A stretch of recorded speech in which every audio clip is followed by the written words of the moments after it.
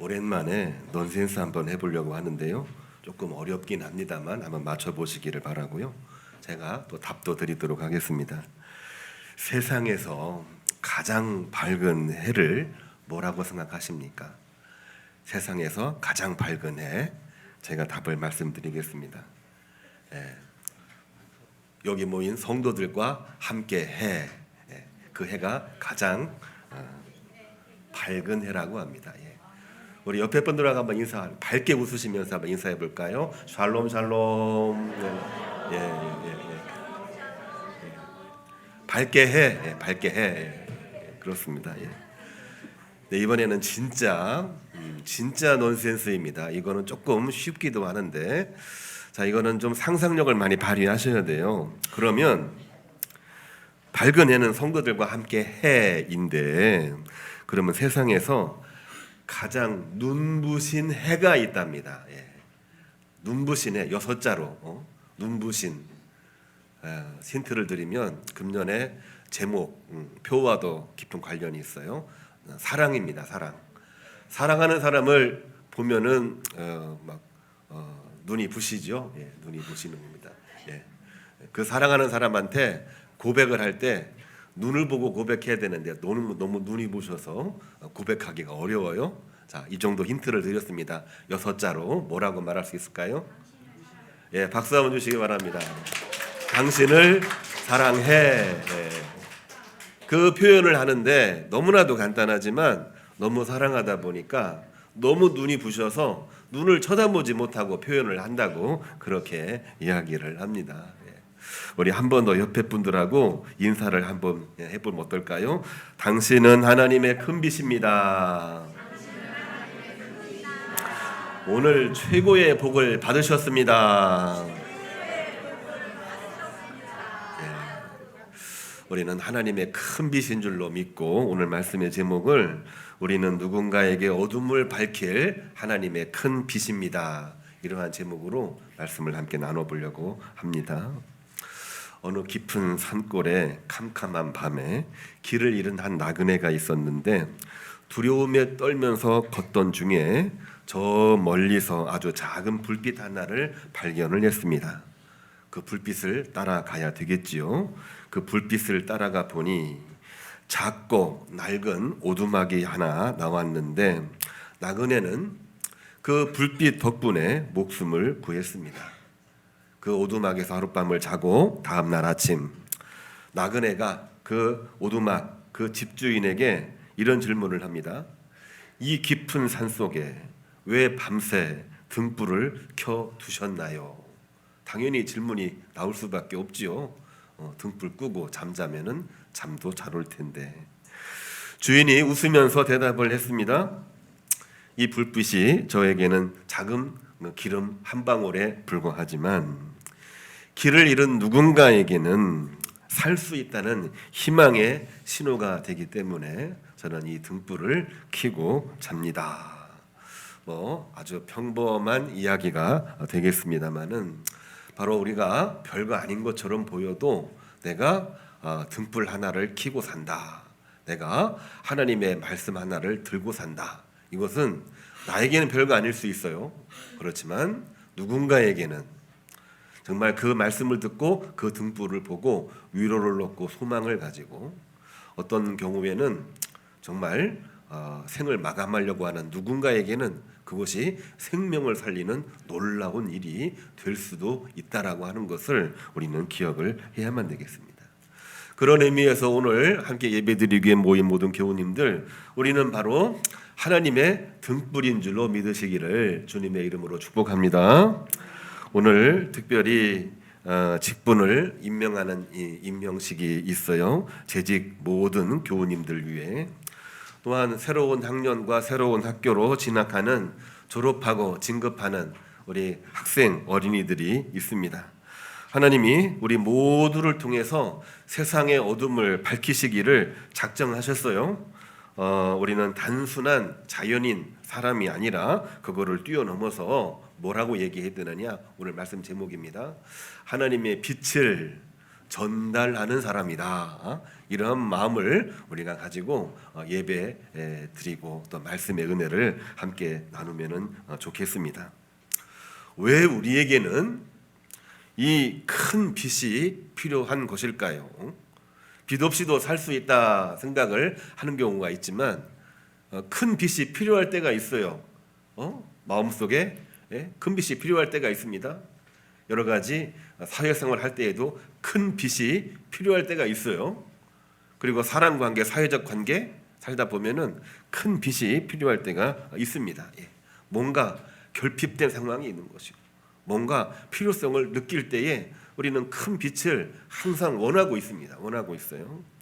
오늘 마태복음 4장 12절 김병옥 집사님이 봉독하신 말씀을 보면은 갈릴리라고 하는 지역이 나오고 있습니다. 당시 사람들은 이곳을 이방의 갈릴리라고 불렀답니다. 이방의 갈릴리. 이게 무슨 말이지? 그런 생각이 들 수도 있을 텐데 이 말을 조금만 이제 해석을 해보면은요, 갈릴리라는 지역은 분명 이스라엘 땅입니다. 그렇지만 이스라엘 땅이면서도 맨 변방 지역에 있어요. 거기를 조금만 넘어가면은 다른 나라입니다. 그래서 사람들이 이곳을 갈릴리 사람들이다 이렇게 부르지 아니하고 이방의 갈릴리다, 이방의 갈릴리다. 우리 이스라엘 민족이기도 하지만은 이스라엘 민족 같지도 않은 사람들이다. 문제가 있으면 국경 넘어갈 것이고 그곳은 항상 문제가 많은 곳, 가난하고 소외되고 영적으로도 캄캄한 곳, 흑암의 땅이라고 생각을 했기 때문입니다. 오늘 말씀을 보면은 거기에 납달리 땅이다 뭐 이렇게까지 표현했는데 아주 오랫동안 사람들의 시선으로부터 멀어졌던 그런 땅이기도 했었어요. 우리의 인생도 그럴 때가 있습니다. 우리의 인생도 납달리 땅, 또한 이방의 갈릴리 같은 땅, 그러한 마음을 이제 느낄 때가 있어요. 겉으로는 화려해 보이긴 하지만은 마음속에는 남들 알지 못하는 두려움과 상처가 늘 존재하고 있는 것입니다. 제가 서울에 생활을 할 때에 강남 이 잠원동 한 3년 동안 살아본 적이 있는데요. 다들 멋있고 훌륭하게 잘 살 것처럼 우리를 머릿속에 있지만 거기에 살고 계시는 한 분 한 분을 이제 만나다 보면은 마음속에 상처, 두려움이 굉장히 많은 것을 제가 많이 발견하게 되었습니다. 화려한 만큼 이 두려움, 상처가 많은 것을 경험했던 시간이 바로 그 시간이기도 했는데 마음속에는 뭐가 있느냐? 내가 어떻게 하면 잘할 수 있을까? 내 앞날이 지금도 물론 문제가 없지만 어떻게 될까? 두려움이 많은 거예요. 그러한 불안한 감이 우리를 짓누르고 있는 것입니다. 그러한 때에 하나님께서 당신의 아들 예수 그리스도를 우리에게 보내주신 겁니다. 예수님이 태어나신 곳은 다윗의 동네 베들레헴이셨지만 예수님을 애굽으로 피신하게 하신 다음에 베들레헴으로 돌아오게 하지 않으시고 어디로 가게 하셨느냐? 나사렛으로 가게 하셨어요. 나사렛이 어느 지역이냐? 바로 갈릴리 지역입니다. 갈릴리 지역. 그곳에서 소외되고 또한 영적으로 캄캄해져 있고 가난했던 모든 사람들에게 무엇을 하라? 큰 빛을 비추라. 이러한 하나님의 섭리와 계획을 이제 담당하도록 예수님을 그곳으로 보내신 것이지요. 우리가 성경 말씀을 보면은요, 하나님의 큰 빛을 고백하고 있는 이야기, 큰 빛이 돼서 복음을 전하는 이야기가 여러 군데 나오고 있는데 시편 72편을 보면은요, 그 주님이 가난한 자의 억울함을 풀어주시고 평안을 주시는 왕으로 노래하고 찬양하는 내용이 시편 72편에 나와 있는 것을 보게 됩니다. 우리는 여전히 이러한 마음을 가질 수 있어요. 내 힘으로 빛을 내야지. 우리 그런 마음 없지 않지요? 내가 잘 돼서 빛된 생활을 해야 되겠다. 빛을 비추는 사람이 돼야 되겠다. 듣기만 해도 막 힘이 됩니다. 그런데 우리가 하나님 말씀을 가지고 이 말씀을 한 번 더 생각을 해보게 되면요, 내 힘으로 빛을 내려고 애쓰는 순간 우리가 시험에 들거나 실족하거나 아니면은 우리 스스로 큰 두려움에 빠지기가 쉬워요. 물론 빚을 내지 말라는 얘기 아닙니다. 애쓰지 말라는 얘기가 아니에요. 그것보다 더 중요한 것이 우리들에게 있는데, 큰 빛으로 오신 예수님을 내 마음속에 먼저 받아들이고 먼저 품고 그 빛을 가지고 내가 주님 함께하여 주옵소서, 이 마음을 먼저 가지라고 하는 것이 오늘 성경 말씀에 나와 있는 중심적인 내용입니다. 예수님이, 큰 빛으로 오신 예수님이 내 안에 들어오실 때 우리 안에 있는 모든 어두움은 다 사라지게 되어 있습니다. 내 마음속에 큰 빛 대신 예수님을 모시지 못하면은 이것도 저것도 다 두려움, 어둠이 되는 거예요. 큰 것만 어둠이 되고 큰 것만 두려움이 되는 것이 아니라 자꾸 사사로운 것도 우리의 마음을 자꾸 억누르게 되니까 이런저런 문제가 생기기 시작을 합니다. 큰 빛으로 내 안에 오신 예수 그리스도를 품고 믿음으로 나가는 순간 어둠은 물러가고, 내 안에 빛된 마음으로 충만해 있으면 주변에 어떤 일이 벌어지든지 세상이 뒤집어지고 문제가 많이 있는 현장이라고 할지라도 하나님께서는 그 모든 것들을 감당할 수 있는 힘을 우리에게 주시는 것입니다. 문제는 우리가 그 빛을 어떻게 받아들이느냐, 이 문제이거든요. 저는 이 말씀을 묵상하면서 이렇게 생각을 했습니다. 우리의 시선을 방향 전환하는 거라고 생각을 합니다. 이게 뭔 얘기지? 빛을 받아들이라고 하는데 시선을 돌리라고 이야기하는 거예요. 오늘 말씀을 보면은 예수님의 사역을 시작하는 첫 번째 메시지가 뭐였냐면은요, 예수님이 이 땅에 오셔서 복음을 전하는 첫 번째 메시지가 뭐였냐면은요, 뭐였죠? 오늘 말씀에 나와 있습니다. 회개하라, 천국이 가까워졌느니라. 모든 이스라엘 백성들에게 회개하라, 천국이 가까이 왔다, 이 메시지를 전했어요. 우리가 회개라는 단어를 쓰면은 어떤 느낌이 있냐면은 좀 무서운 느낌이 들어요. 뭐냐 하면은 무섭게 죄를 지적하는 것처럼 막 느껴지기도 합니다. 그렇죠? 회개하라고 하니까 회개하시오 그러면은 두려움도 생기게 되고 또 화가 나기도 합니다. 내가 뭘 그렇게 잘못을 했길래. 어떤 그 정죄라는 개념 속에 이 회개라는 단어를 볼 때가 많기 때문이에요. 그러나 성경에 나와 있는 이 회개라는 단어를 언어적으로도 보고 그 안에 들어있는 맥락을 자세히 살펴보면은 무섭게 죄를 지적하는 그러한 내용이 아닙니다.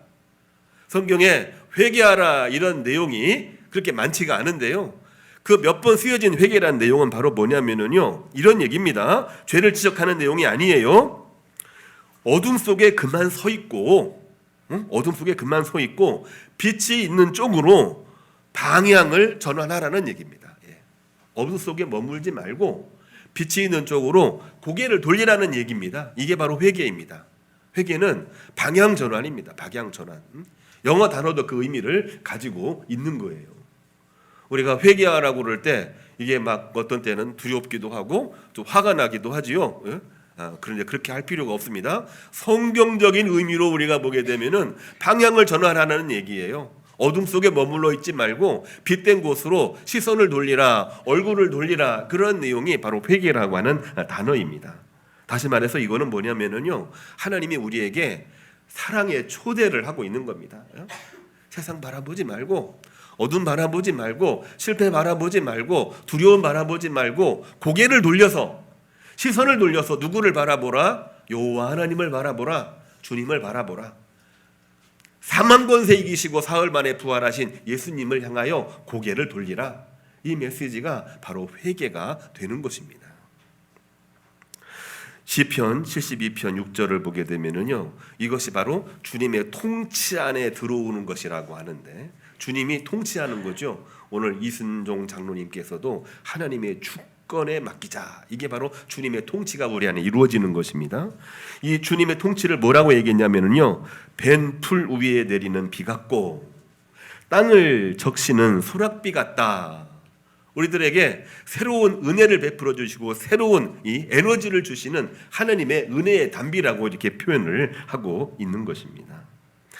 바짝 마른 논바닥에 담비 내리면 금세 파릇파릇한 새싹이 돋아납니다. 우리가 주님에게로 시선을 돌리기만 하면, 회개하기만 하면, 주님에게로 방향 전환을 하기만 하면 우리 영혼에 새로운 생명의 기운이 돌기 시작을 하는 겁니다.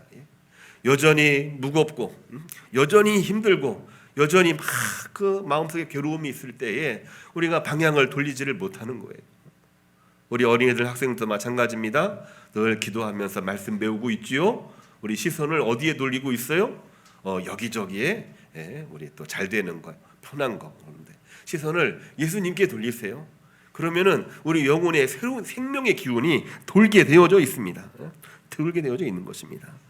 오늘 임명받는 재직 또 진급 졸업하는 학생들, 세상 모든 걱정에서 눈을 돌려 주님의 빛을 바라보시고 주님의 빛을 온몸으로 품으시기를 바랍니다. 하나님이 주시는 비전이 여러분들에게, 우리 모든 재직들에게 넘치는 줄로 믿으시기를 주님의 이름으로 축복합니다. 주님의 빛을 우리가 보기 원한다면 우리가 어떻게 해야 될까? 방법적으로 오늘 말씀도 제시가 되어 있어요. 그 말씀을 보게 되면은요, 오늘 말씀에 나와 있습니다. 예수님이 베드로와 안드레에게 하신 말씀이에요. 뭐라고 얘기했냐면은요, 나를 따라오라. 내가 너희를 뭐라고요? 사람을 낚는 어부가 되게 하리라. 이런 말씀을 하셨어요. 지금까지는 고기 잡는 어부였습니다. 그런데 이제부터는 사람을 낚는 어부가 되라. 하나님의 사랑을 가지고 생명을 회복시키고, 그렇죠? 네. 그런 다음에 뭐를 하라? 사랑의 열매를 맺는 여러분들이 되십시오. 이게 바로 주님의 빛을 온몸으로 품는 것이라 예수님이 하신 말씀이 되는 것입니다. 우리가 사람을 낚는 어부라고 우리가 마음속에 다짐을 할 때에 그 안에서 우리는 그 빛을 따라 살게 되는 것입니다. 이제부터는 우리가 정말 지금까지는 나의 유익이라고 하는 그 그물에 우리가 집착을 했다라고 한다면은 이제는 영혼 구원, 그리고 교회 위에, 또한 하나님 영광 위에, 그리고 하나님 앞에 아름답게 쓰임 받기 위하여 그 일에 그물을 던지라. 그리하면 너희가 구원과 은혜를 입으리라. 오늘 말씀과 함께 연결되어 있는 성경 본문이요, 에스겔 3장 17절 말씀이기도 합니다. 우리 에스겔을 보게 되면은 바벨론 포로기에 가장 힘들었을 때 제사장이었던, 목회자였던 에스겔을 하나님께서 부르셔서 너도 지금 포로 생활, 포로민이긴 하지만 같이 포로 생활하고 있는 모든 포로민들에게 이 메시지를 전하라. 뭐냐? 그건 다름이 아닙니다. 주님께서 이 에스겔에게 하신 말씀을 뭐라고 얘기하면, 내 대신 말씀을 전하여 사람을 깨우치는 영광스러운 직분을 맡으라 하면서 그들에게 소망의 메시지, 구원의 메시지, 그거를 전하라는 얘기입니다. 우리가 에스겔에서 가장 머릿속에 기억이 남는 메시지가 있죠. 어느 절인지 혹시 아십니까? 37장, 마른 뼈가 하나님의 군대가 되어서 다시 이스라엘의 군대가 만들어지게 되고 하는 그런 환상을 보여주셔요. 이 내용이 바로 뭡니까? 지금은 포로 생활하고 있지만 얼마 안 있습니다. 당장 내일일 수도 있어요. 제가 볼 때는 연대기적으로 계산을 해보니까 1, 2년 이내에 이러한 일이 벌어지게 됩니다. 다시 고향 땅으로 돌아오는 것을 환상을 통해서 보여주시고, 내가 믿느냐? 그렇게 될 줄로 믿습니다. 그러냐? 그러면 가서 이 복음을 전하여라. 그 복음을 전한 다음에 모든 이스라엘 백성들이 믿음으로 믿고 준비를 했을 때 하나님께서는 시온의 포로를 돌려보내실 때에 모든 백성들이 마치 꿈꾸는 것 같았더라. 시편 126편 1절에 나와 있는 말씀이 바로 그 내용을 증명하고 있는 것입니다. 졸업 진급하는 우리 어린이들에게 주는 메시지 아주 간결하게 말씀을 드리고자 합니다. 우리 어린이들 학생들 오늘 예배 참석하고 있는데요, 새로운 환경, 새로운 학교, 낯설고 두려울 수밖에 없지요. 당장 지난주에 졸업식을 했는데 3월달 개학하기 전까지 이제 한 1년 반 1개월 반 남았어요. 이 동안에 굉장히 중요한 기간입니다. 마음의 준비를 참 잘해야 돼요. 분명하게 기억하시기를 바랍니다. 하나님은 여러분들을 작은 등불로 이곳에 보내신 거예요. 여러분들은 하나님의 큰 빛입니다. 큰 빛이에요. 마음속에 예수님을 품기만 하면은 여러분들은 빛을 발하게 돼 있어요. 여러분들이 어디에 있든지 지금까지도 그것을 가지고 살아왔어요. 이제 앞으로 새로운 학교, 새로운 학년, 새로운 환경, 새로운 친구들 다 만날 때마다 여러분들은 이런 마음을 가지고 나는 하나님의 등불입니다. 이런 마음을 가지고 생활하시기를 간절히 바랍니다. 여러분들이 열심히 공부해야 되는 이유, 공부해서 여러분들이 성공해야 되는 이유, 여러분들이 일하고 다음에 커서 직장 취입하고 아니면은 뭐 사업을 해서 성공해야 되는 이유가 바로 뭔 줄 아세요? 여러분들을 통해서 수많은 사람들이 하나님의 빛을 보게 하기 위함이라는 것을 여러분들이 지금부터 알고 가는 게 중요한 겁니다. 우리 어린이들 학생들 뭐 때문에 공부해요? 뭐 때문에 성공하기를 원해요? 다음에 내가 셰프가 되기를 원하고 있고 의사가 되기를 원하고 있고 교사가 되기를 원한다. 저한테 여러 번 이렇게 이야기를 했는데 왜 그거 되려고 하는 거예요? 편하게 잘 살려고요? 물론 그것도 하나님께서 은혜를 결과로서 주시기는 합니다. 그건 분명해요. 그런데 그것보다 더 중요한 게 바로 뭐냐? 여러분들을 통해서 세상 사람들이 하나님의 큰 빛을 보게 하기 위해서 여러분들이 공부하고 있는 것입니다. 그러한 마음을 가지고 나가면은 여러분들 어디를 가든지 누구를 만나든지 하나님이 주시는 은혜 속에서 빛의 영광을 누릴 줄로 믿으시기를 주님의 이름으로 축복합니다. 그렇습니다.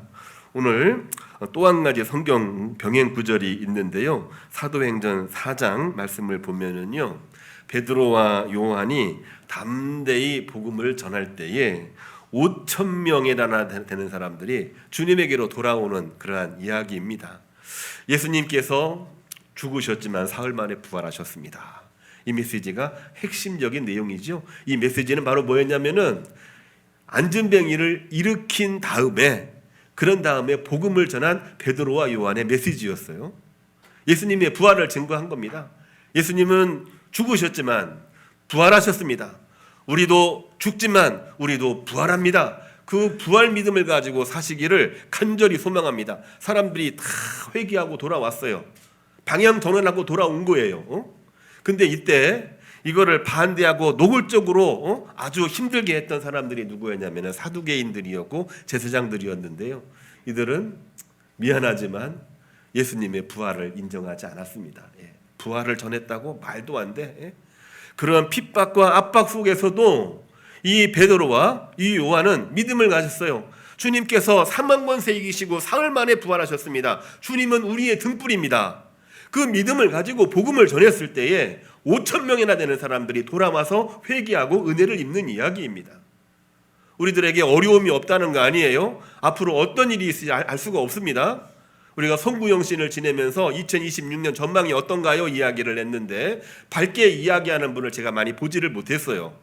그러나 우리가 우리 마음속에 주님을 등불로 모시고 우리가 어떤 일을 하든지 그 목적을 분명히 할 때에 하나님께서는 거기에 능력을 주시고 지혜를 주시되 금년에 어떤 열매를 맺는다고 얘기했습니까? 사랑의 열매를 맺는다. 제가 말씀으로 선포를 한 내용입니다. 우리들의 현장, 가정, 직장, 학교에서 그러한 역사가 있기를 주님의 이름으로 축복합니다. 우리는 하나님의 빛입니다. 우리는 하나님의 등불이 되는 것입니다. 우리 가정에서 주님의 빛으로 웃어줄 때, 직장에서 주님의 빛으로 정직할 때, 주님의 빛으로서 학교에서 친구들을 대할 때 우리 안에 있는 하나님의 큰 빛이 세상을 비추게 되는 것입니다. 오늘 설교를 여기까지 하고요. 우리 구호로 오늘 설교를 한번 맞춰 보려고 합니다. 함께 외치는 구호 한번 해볼까요? 우리 하늘 향해서 우리 손을 들고 이렇게 하면 좋겠어요. 주님 우리를 비추소서. 우리는 주님의 빛입니다. 이번에는요 하늘이 아니고 이 옆으로 해서 세상을 향해 우리 구호를 한번 외치면 좋겠어요. 어둠아 물러가라. 우리가 세상의 빛이다. 우리 한 번 더 해봐요. 하늘 향해 우리는 주님 우리를 비추소서. 우리는 주님의 빛입니다. 세상 향해서 어둠아 물러가라. 우리가 세상의 빛이다. 아멘. 우리 파송 찬양 주기도송 함께 부르겠습니다.